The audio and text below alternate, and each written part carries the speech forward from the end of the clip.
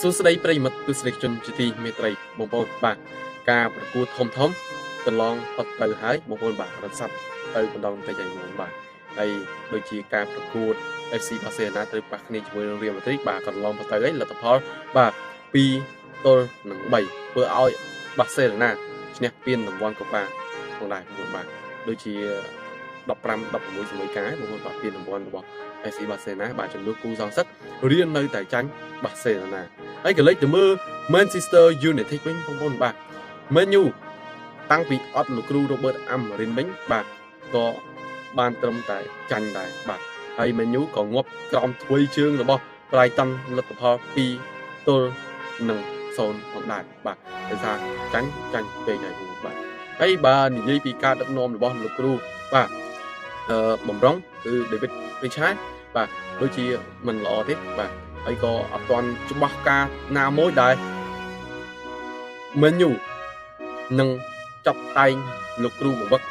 បាទថ្មីចូលមកក្នុងទឹកដីរបស់ Old Trafford បាទហើយយប់នេះ admin ក៏លេចទៅមើលពានរង្វាន់មួយទៀតដូចជាបាទពានរង្វាន់ Carabao Cup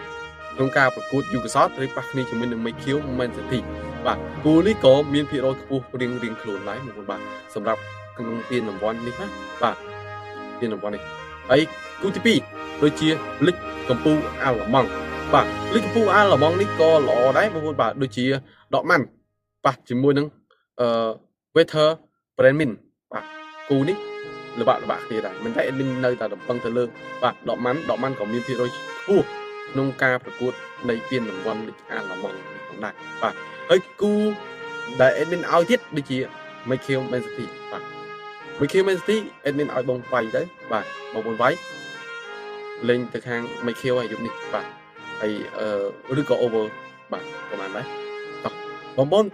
អូនចង់ចូលទៅក្នុងក្រុមបងបានរបស់ admin គ្រាន់តែបងប្អូនចុច link នៅ bio TikTok ឬក៏ description របស់ Facebook page របស់ admin បាទមាន link Telegram មួយបងប្អូនអាចចូលទៅលេងដោយសេចក្តីតែម្ដងបាទមាន tip គូបាននៅក្នុងក្រុម VIP ក៏មានបាទ admin ក៏ធ្លាក់គូបាននៅក្នុង